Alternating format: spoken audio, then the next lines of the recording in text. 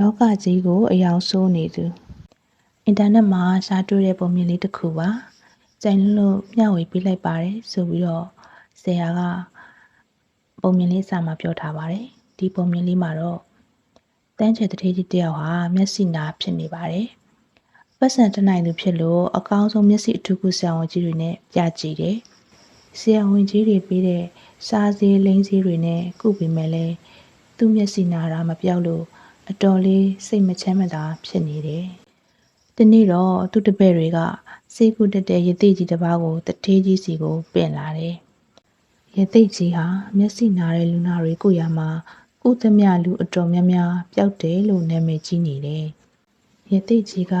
တထေးကြီးရဲ့မျက်လုံးကိုစစ်ဆေးကြည့်ပြီးတော့စေညွတ်တစ်မျိုးပေးခဲ့ပါတယ်။စေညွတ်ကတော့အထူးဆန်းပါပဲ။တထေးကြီးဟာတပတ်တိသူ့မျက်စိနဲ့ကြည့်သမျှအရာမှန်သမျှဟာအစိမ်းရောင်ပဲဖြစ်ရမယ်။တခြားဘယ်အရာကိုမှမကြည့်မိစေရဘူးတဲ့။တထေးကြီးရဲ့တပည့်တွေကလည်းဆေးတုပ်တဲ့အဖွဲတစ်ဖွဲကိုငှားလိုက်ပြီးတိမ်လုံးမှာရှိသမျှပရိဘောဂတွေတထေးကြီးရဲ့အသုံးဆောင်မှန်သမျှတွေကိုအစိမ်းရောင်တုပ်ခိုင်းတယ်။ဒါတွေမကသေးဘူး။တထေးကြီးပတင်းမောက်ကကြည့်ရင်မြင်နိုင်တဲ့သစ်ပင်ပန်းပင်တွေအားလုံးကိုအစိမ်းရောင်တုပ်လိုက်ကြတယ်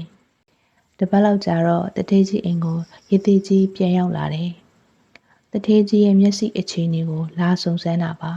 ။ရသေးကြီးလည်းအိမ်ထဲဝင်ရောတထေးတပည့်တွေက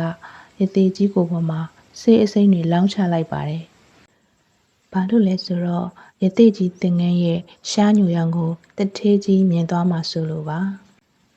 ရသေးကြီးလည်းတထေးကြီးကိုရဲမောပြီးခုလိုပြောလိုက်ပါတယ်။တခါကြီးရဲ့ဘာလို့များပတ်စံတွေအကုန်ကြခံပြီးရှိသမျှပစ္စည်းတွေကိုဆေးအစိမ်းတွေတုပ်ထားရတာလေတလောကလုံးကိုအစိမ်းရောင်ချဲမဲ့အစားမျက်မှန်အစိမ်းတစ်လက်လောက်ဝယ်တက်လိုက်ရင်ပြီးတာပါပဲကွယ်တဲ့ကျွန်တော်တို့လည်းလောကကြီးမှာမြင်တွေ့နေသမျှကိုလိုချင်တဲ့အရာစူးစင်ကြတယ်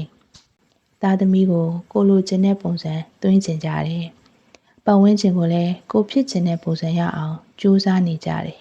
။လိုချင်တာဖြစ်မလာရင်စိတ်တိုလာတယ်။ဒေါသထွက်ကြတယ်။နောက်ဆုံးဘာမှလုပ်မရတဲ့ရာသီဥတုကိုတောင်အပြစ်တင်နေမိကြတယ်။တကယ်လို့သာအရာရာကိုမေတ္တာတရားဆိုတဲ့မျက်မှန်တက်ပြီးကြည်တတ်ခဲ့မယ်ဆိုရင်လောကကြီးတစ်ခုလုံးငြိမ်းချမ်းသာယာနေတာကိုခံစားမိမှာပါ။ပတ်ဝန်းကျင်ကိုမပြင်ခင်မိမိကိုယ်ကိုအရင်ပြင်ဖို့လိုပါတယ်။ဒါကတော့ဆရာဗမော်သိန်းဖေရဲ့မျှဝေလိုသောအတွေ့အမြတ်စာအုပ်ထဲကနေပြီးတော့ကောက်နှုတ်တင်ပြထားတာဖြစ်ပါတယ်ရှင်။ကောင်းသောနေ့လေးဖြစ်ပါစေ။